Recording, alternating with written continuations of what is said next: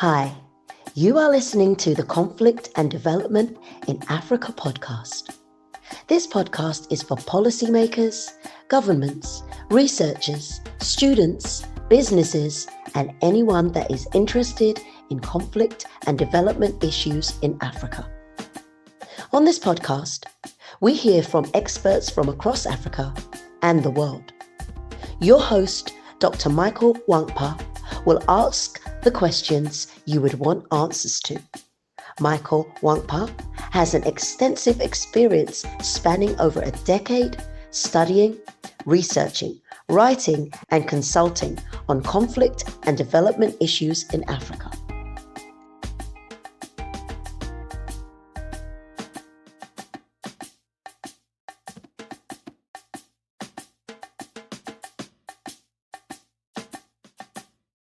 Hello and welcome to another episode of the Conflict and Development in Africa podcast. I'm your host, Dr. Michael Nwankpa. Today we're going to be looking at Africa and the new world order. I am joined by a very special guest, Dr. Daniel Volman. Daniel is the director of the African Security Research Project based in Washington, D.C. And he's a specialist on U.S. military policy towards Africa and African security issue with over 5 decades of experience researching, writing, and speaking on these issues. Daniel, it's a very privilege to have you join us today, and I look forward to a wonderful conversation with you. I'm very pleased to be here. Okay, let's start off. So from the 18th century, or even earlier than that, maybe from the 16th century.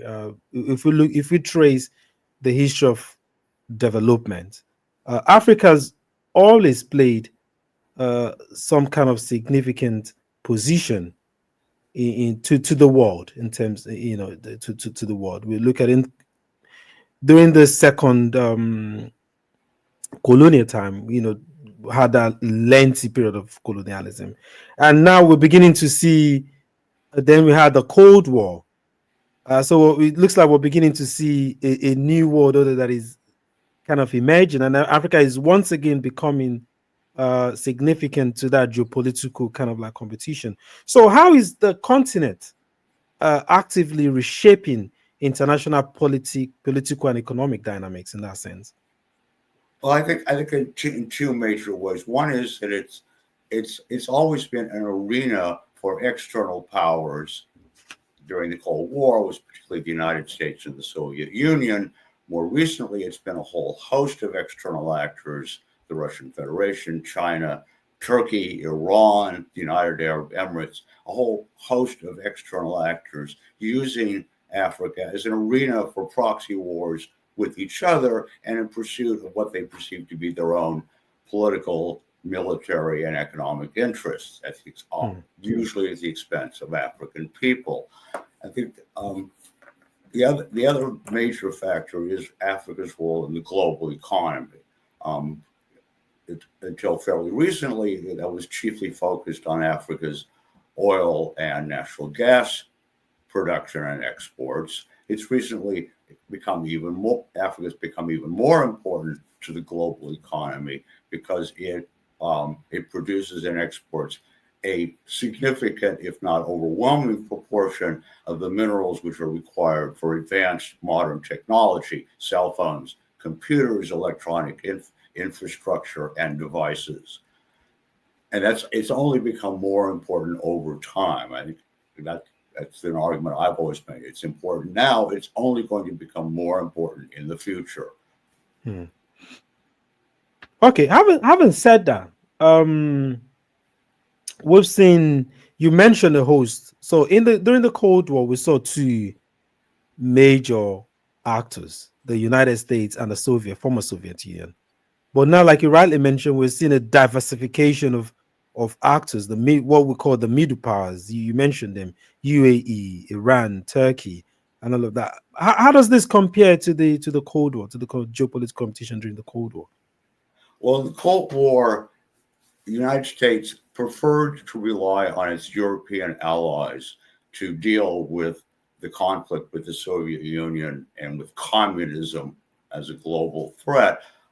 Without the United States becoming directly involved, the United States could focus its attention on Latin America, Indochina, other parts of the world, which is why for many, many years, the United States administered its military policy towards Africa through European command, through its relationships with European powers, which it counted upon to use their military forces and their influence and power to serve our interests, so we didn't have to. After the beginning of the millennium, the United States concluded that it had to become much more directly involved. It couldn't no longer rely upon its European allies, particularly France, to do all the heavy lifting for it, to intervene in what was that, Zaire and a host of other crises over the years. And that's why the AFRICOM was created, for the first time, a separate U.S. military command to administer U.S. military policy towards Africa. But speaking of France, so what we've seen that the U.S. for the longer period of time relied on France, but we've seen in recent years a strong anti-France sentiment, not just in the Sahel. We've seen across other African states where France have been booted out of those places, and the US as well. In Niger, in Chad, they've lost some of the bases they have there. What implication does that have on Western influence? That was a real shock for Washington. It developed a drone base in Niger and became deeply involved in military training and arms sales to countries all across the Sahel, in the hopes that it could head all of this off using primarily military instruments without devoting much attention to democracy, to responsible governments, to economic development, to handle it all through Africa Command, treated as a military problem. And that clearly failed, because for a whole host of reasons. And as you say, not only were the French, the traditional power in the Sahel and West Africa, unceremoniously expelled, but so were the Americans out of the drone base in Niger. They're trying to sort of regroup in countries in coastal West Africa, in the Ivory Coast, in Benin, in Ghana, and other countries, where they hope to sort of set up to retreat. I mean, that's the word I use. They retreated back to these coastal countries in the hope that they can hold the line there against these spreading jihadi armed groups and the violence in Mali, in Niger, in Burkina Faso, and now in other countries in those regions. But violence is increasing now in those countries. There was just a major clash in Benin between the army and armed jihadists in that country. So, and the U.S. is only in the process of figuring out how it's going to retreat and how it's going to operate in those countries. And those countries are now deciding to what extent they want to cooperate with the United States militarily. Is that a sensible thing for them to do, having seen what happened in the Sahel? And then what do they want to allow the United States to do? Because they have leverage too. The United States has to get them to agree. Yeah, I'll come to that in a minute. I'll come to the leverage, to the levers of power that this state have as well on the United States and other external kind of partners. But I wanted to stay on, how do you compare? So there's recently in the Congress, one of the congressmen, I forgot, I think it was Peter Kay or something from either Pennsylvania or something, has come out to say that USAID was sponsoring jihadist movements in Africa, including Boko Haram, ISIS, and all of that. And this is the development side of things, not just the military side of things. Well, do you have an opinion on that? Are you asking, do I agree that the United States is is at least in part responsible for creating these groups and for Yeah, but I think what the congressman I've has heard that made is, argument, but yeah, I'm just trying to, yeah, yeah.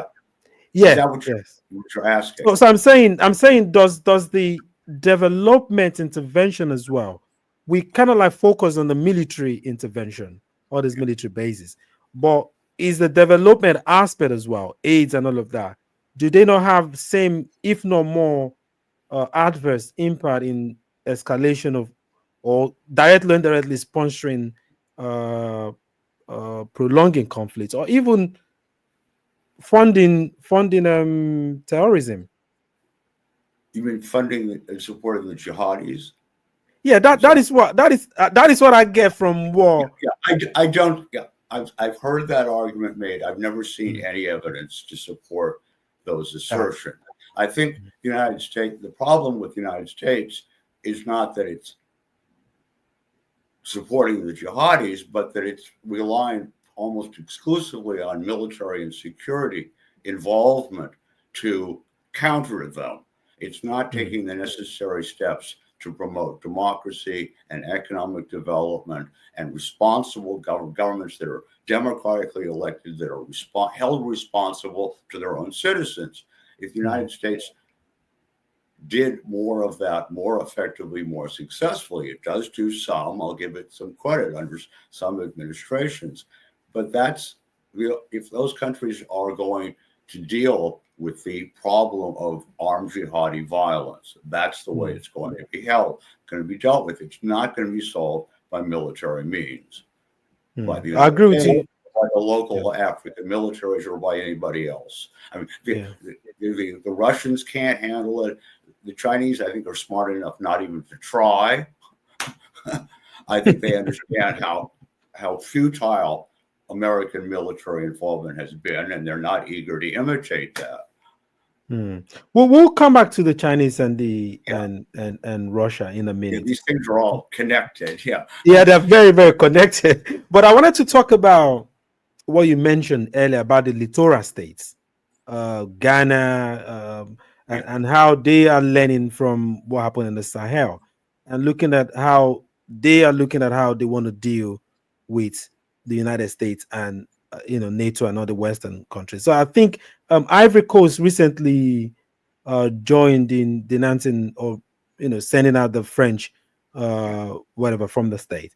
So now what I want to link that to the leverage that African countries have as well, and looking at during the Cold War, where they were able to manipulate, because sometimes we look at them as not having power, but it looked like they were able to manipulate the competition between the Soviet Union and the United States. So in this current climate, with this geopolitics, how is Africa exercising that levers of power in terms of the competition?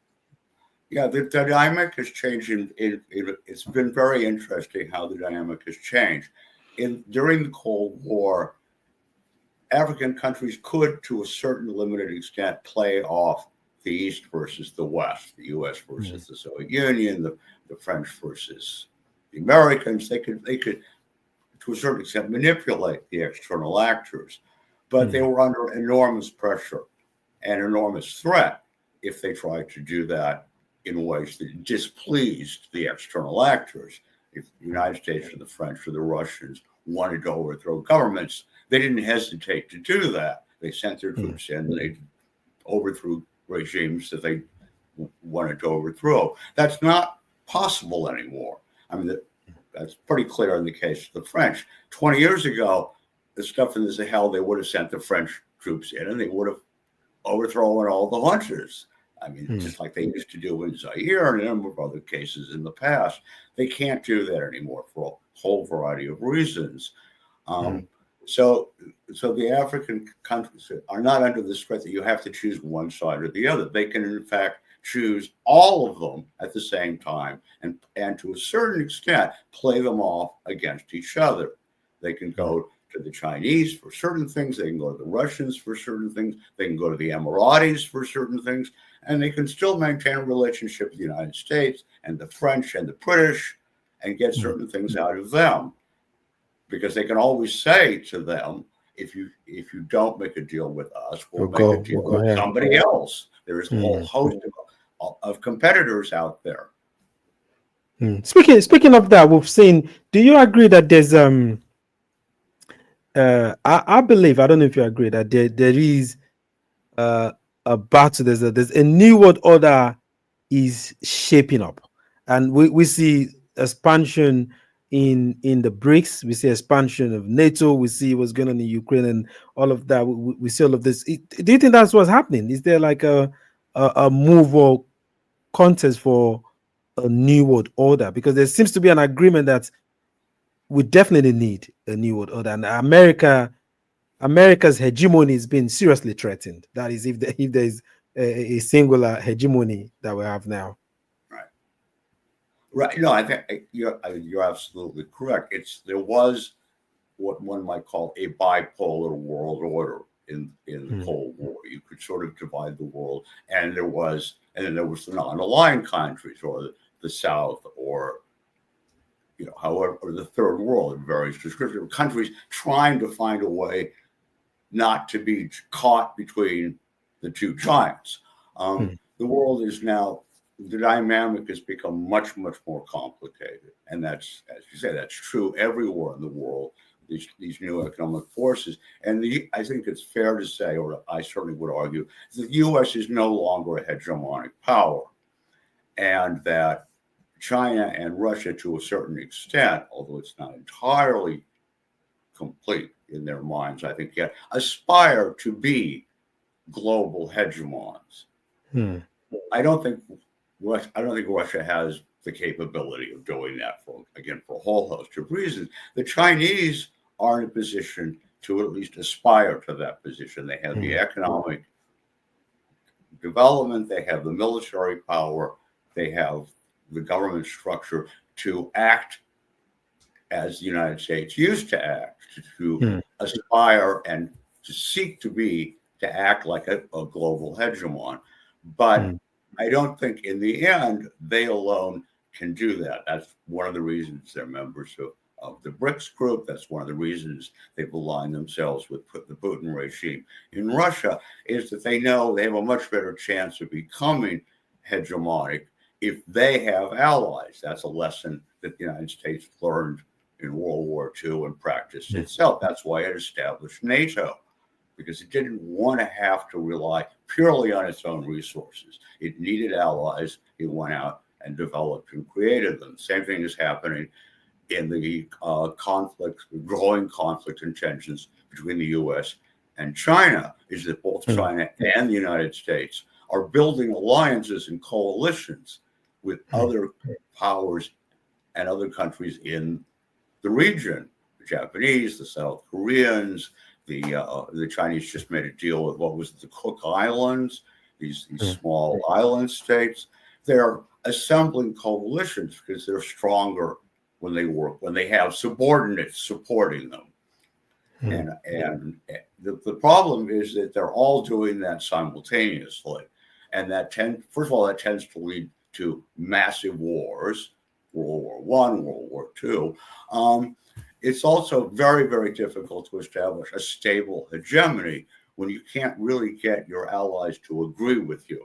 And the Chinese in particular have a lot of problems with that, because the BRICS group, which has now been enlarged, so it's 14 members, I think, they all have different agendas. They don't all just sign on to the Chinese agenda. They don't all just sign on to the Russian agenda. They are trying to find ways to work together to achieve things that they want for themselves. And that causes conflicts within the group and makes it difficult for it to have the kind of influence and power in the world that it would if they all signed on the dotted line to what the Chinese want. So I would describe the current world as a not a multi-hegemonic world, but a non-hegemonic world. Nobody's in charge. The UN isn't in charge, the Americans aren't in charge, and the Chinese aren't in charge.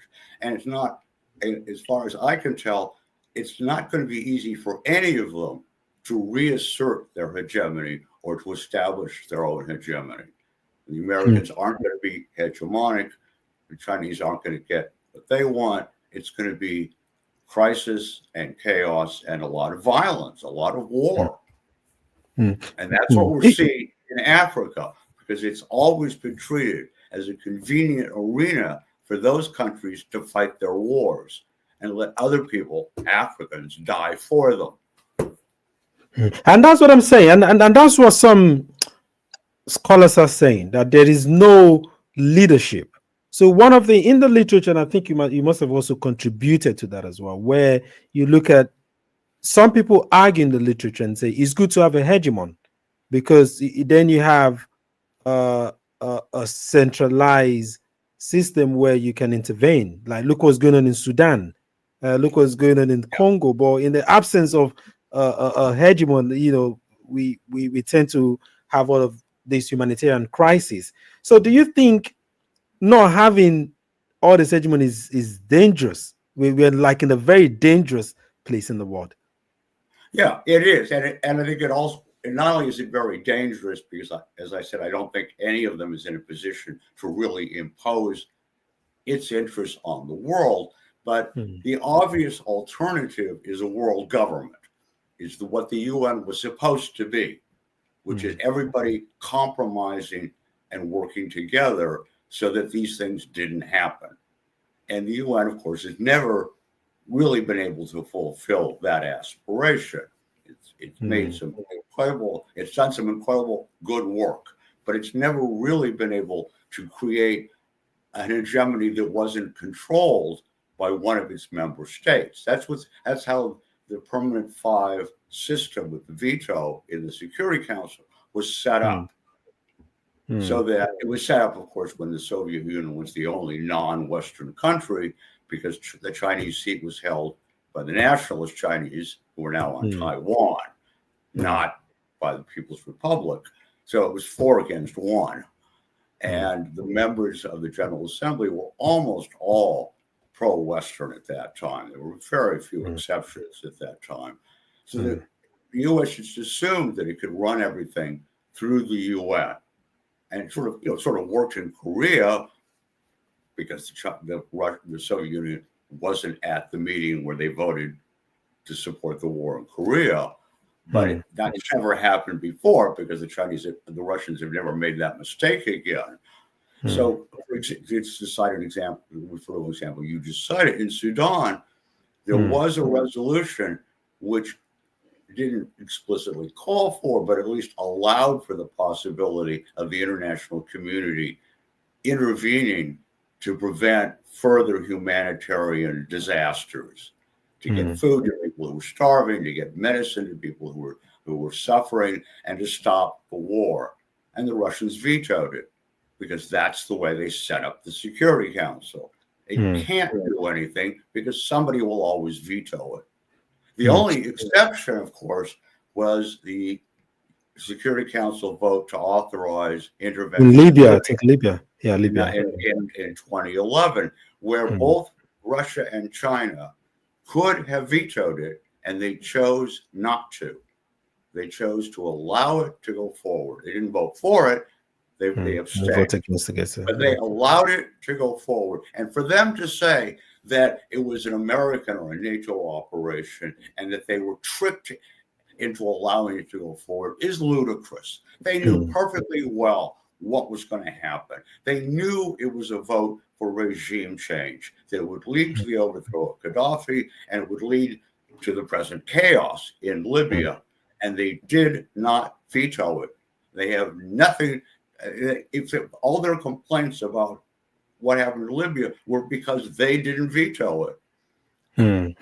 Speaking of this intervention, but we'll come back to it. Speaking of the P5, so what we've seen in recent times is Africa calling for a change in the P5 setup, and Africa is calling for being part of that membership. What do you think of that? What do you make of that? Yeah. Well, Africa, if you look at the history, Africa has always had a lot of members on the Security Council. They weren't permanent; they were rotating. They kept shifting from country to country, which, among other things, allowed a lot of African countries to speak and represent themselves and speak at the Security Council. Now, you could mandate that more of them were given seats. You could give them permanent seats. You could allocate seats to the AU. Those would give Africa representation. Those would not give Africa power, because power rests in the hands of the permanent five who have the veto, and they decide everything.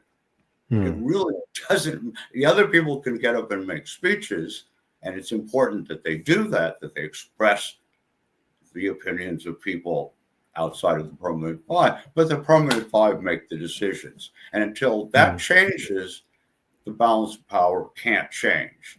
And none of those countries will ever discuss giving up the veto or giving the veto to anybody else. I mean, we could discuss that further, but that's my opinion, is that it's never going to change. I see, because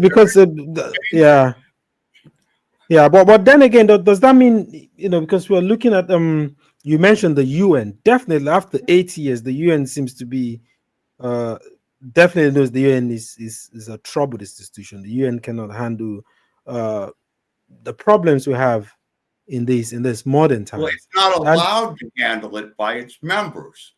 That's the way it was set up, so that the permanent five could stop anything they didn't want. That's what they do.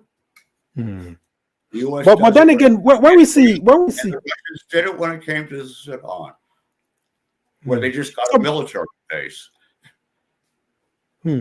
But then we look at So if I bring it back to what's going on, you were talking about the kind of competition or the disharmony, not necessarily, but the different interests, divergent interests among the BRICS. But even in NATO, with Trump coming, we see some crack in NATO as well. We see crack, and we see with Trump coming in and the challenge against multilateral organizations like the ICC and WHO. So it does seem like we're not reaching any positive light. We're not reaching light at the tunnel. We are receding backwards. There's only that. What we've been talking about has been state to state and international community politics, and that's not where the answers are going to come from, and that's not where the solution is going to come from. The solution is going to come from the people. It's going to come from people organizing social movements, like they did in Sudan to overthrow the Bashir regime. And I mean, people in Africa have fought for decades, for centuries, for their freedom, and more recently for democracy and legitimate governments, and for jobs and for education and for healthcare. They have fought year after year after year. They've suffered enormously at the hands of their own elite governments, incredible levels of violence. Countries like Nigeria and elsewhere, directed against civil society, against people demanding to be treated fairly. But they're the ones who are going to change things in the end, because that's what the history of the world teaches you. America didn't abolish slavery out of the goodness of its heart. It abolished slavery because we had a civil war and hundreds of thousands of people died. And there was mass movements demanding the abolition of slavery. We didn't get women's rights out of the goodness of anybody's heart. Blacks didn't get their vote in this country out of the goodness of anybody's heart. They fought for it, and they suffered for it, and they struggled for it, and they won. You can win. And I agree with you. I agree with you 100%. I mean, that's the future. That's my. I agree with you 100%. This reminds me of Frantz Fanon, and Frantz Fanon's kind of like a principle. But speaking of the African people, I think already we can see. I don't know if you agree with me. We can already see some of those changes. We saw in Kenya the last time. We saw youth coming onto the street to protest against the anti-tax. We saw we could also see the whole of Sahel although it's been manipulated by the military regime and Russia. But we saw the people coming out and tired.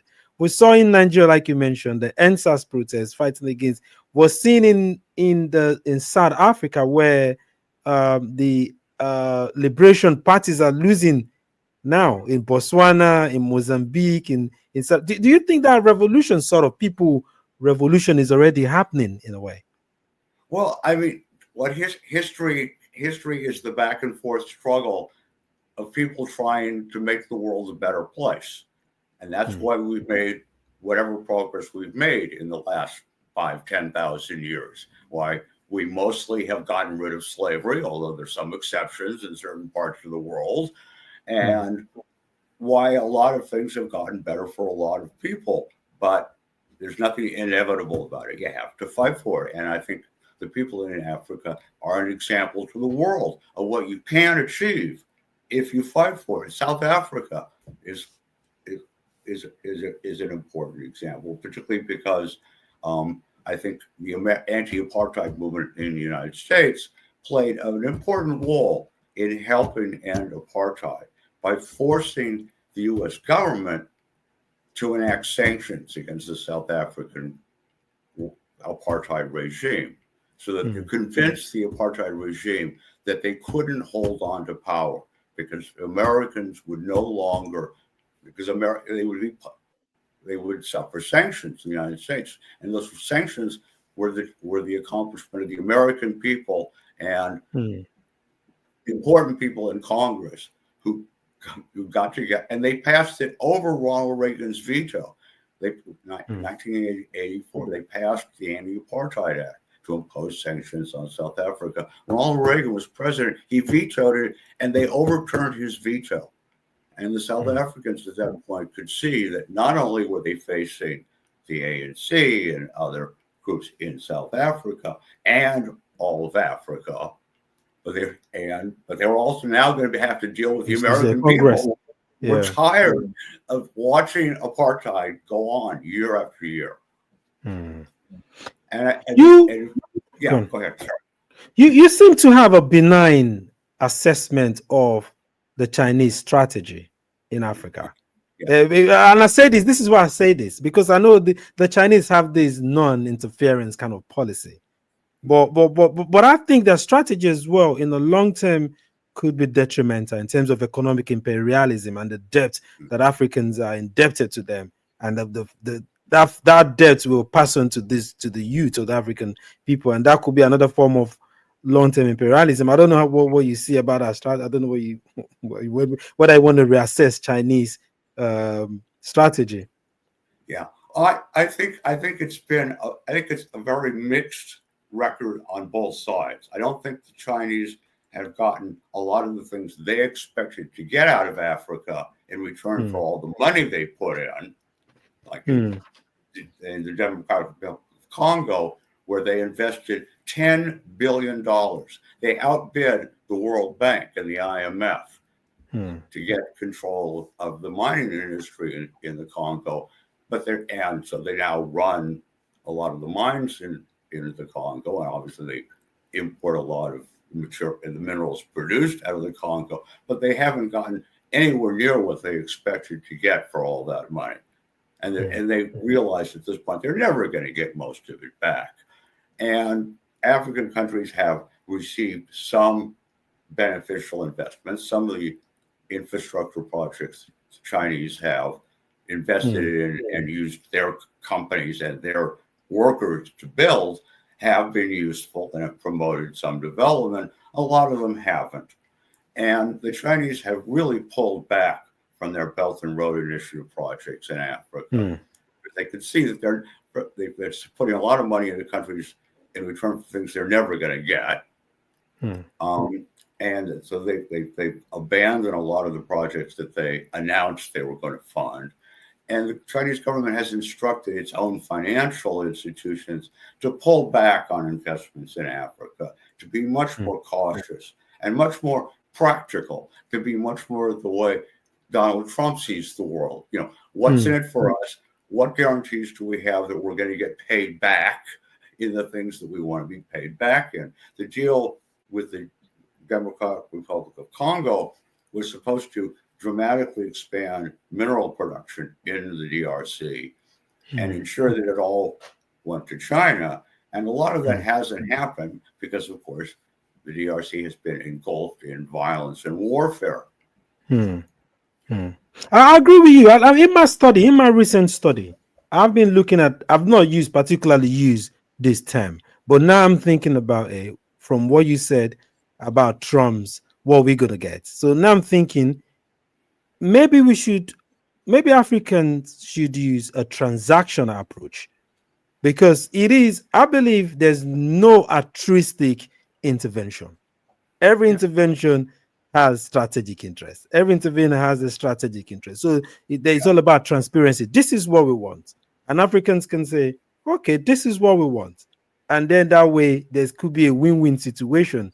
I don't know if because I think with the West, what's happened in the past is they come under the cloak, or the Western in the past, IMF, World Bank, they come under the cloak of development, but that is not the real cause. And Africans are tired of that. And that is why they kind of prefer the Chinese approach. They can see the infrastructure, they can see the bridges, they can see the roads, but not necessarily favorable to them in terms of the Chinese are taking all of these minerals. So do you think Africa should change its strategy and have a kind of like win-win situation and say, this is what we want, this is what you want, you want these minerals, we have these minerals, this is what we want? Can we sit down and be transparent about it? Do you think that's the way forward? Right. Well, I think the fact of the matter is that they're way ahead of everybody else on doing that. They saw that was starting to happen, and they started doing whatever they could to take advantage of it, to play different external actors off against each other, to bargain with other people. And they're way ahead of, Donald Trump has been doing this for decades too.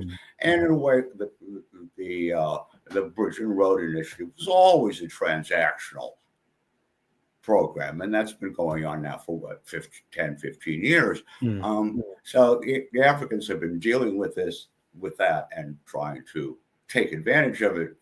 I'm talking about African political and economic elites, because they're the ones who enter into these relationships. They've been doing that for years. And, a lot of these people are intelligent, and they know how the world works, and they do what they can to take advantage of this new global dynamic, this non-polar dynamic where they have lots of choices, but they have limited leverage themselves.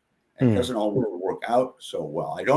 For example, in the Sahel, I can understand why the juntas are doing what they're doing. I think it's incredibly greedy and selfish and self-interested. And I think it's already clear that it's failed, because they essentially hired what was then the Wagner Group, the Russian mercenaries, the Africa Cup now, who have now been replaced or recreated as the Africa Corps, which is directly controlled by Putin. And it's essentially a regime, what's called a regime protection force. They're not really there to stabilize the countries. They're there to keep the leaders alive and to plunder everything they can get their hands on. Because that's the way the Russians, like everybody else, like the Chinese and the Americans, that's the deal they make. That's what Trump is talking about with all these countries too. So it's already clear in the Ukraine. I think he's going to do the same thing with the DR Congo.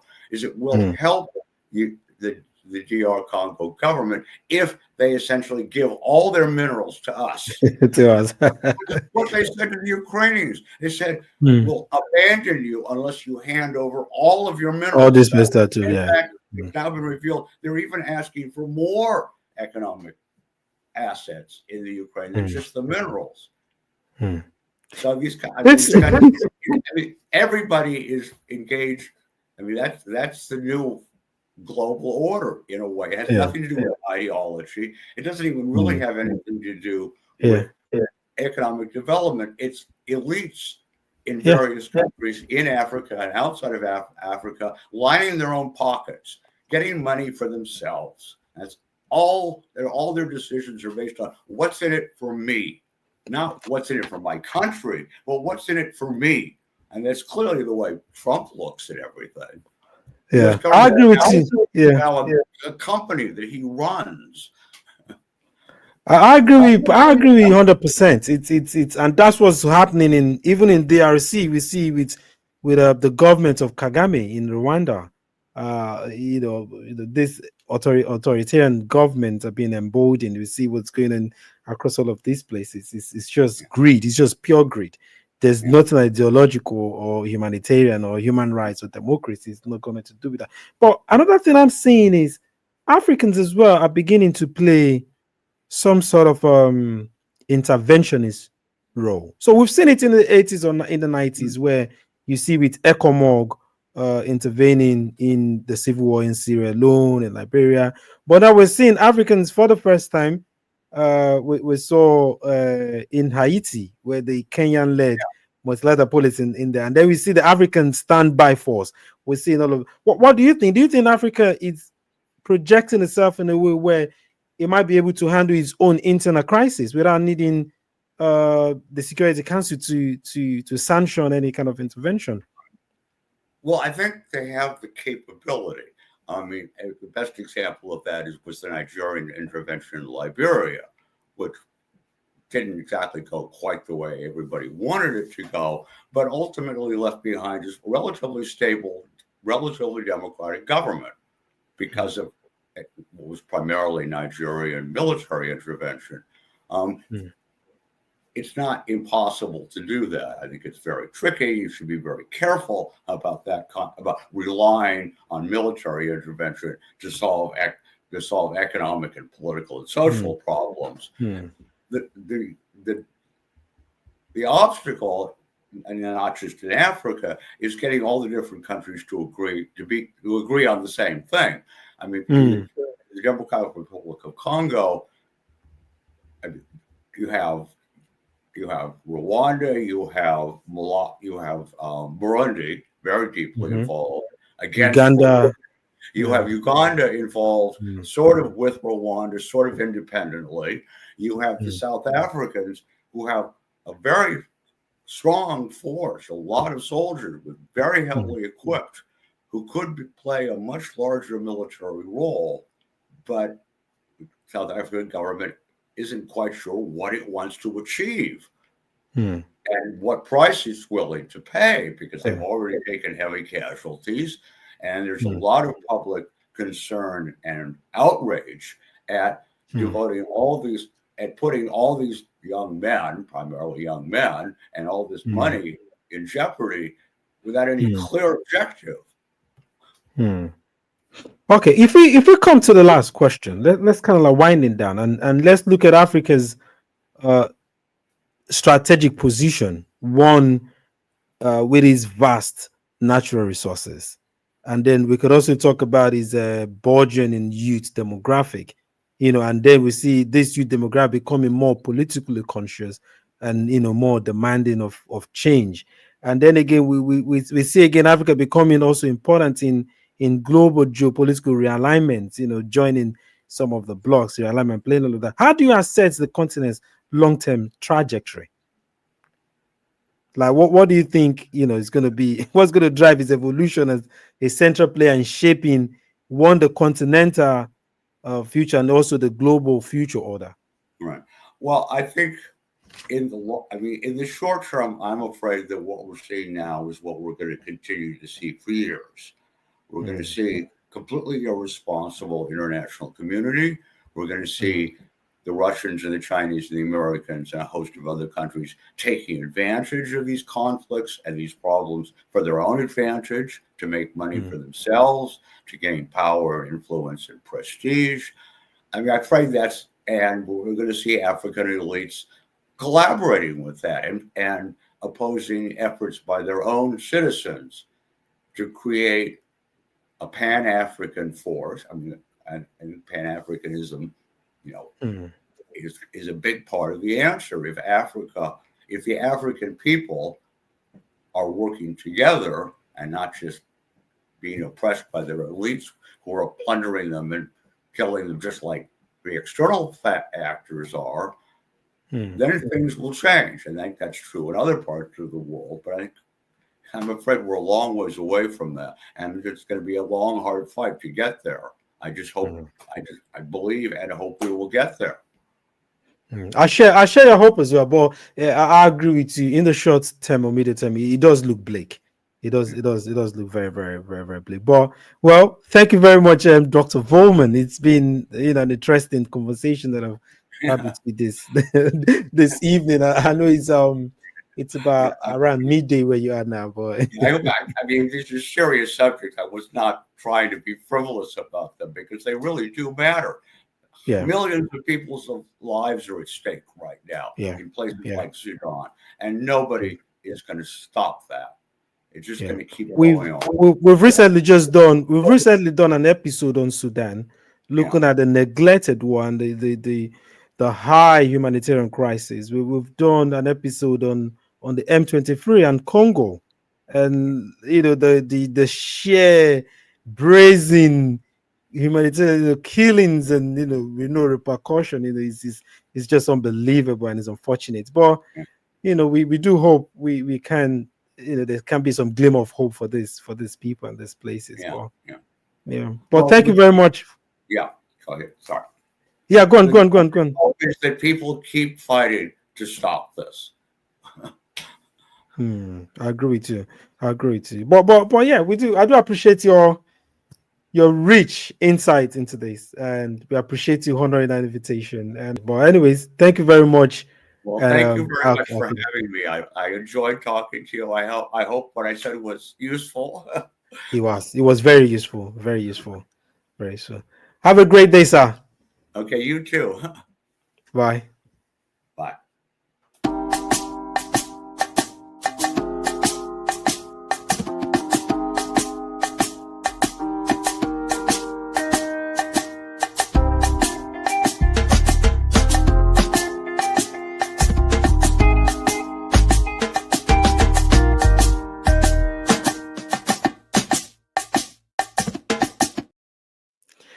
Thank you once again for tuning in to another wonderful section. And as usual, I invite you to join me to thank our guest, a very renowned researcher, activist, scholar, Dr. Daniel Volman, that has been doing this for the last 50 years. And, join in expressing the hope that we would see a better world, prosperous world, and more secured world. For now, stay blessed, and I'll see you next week.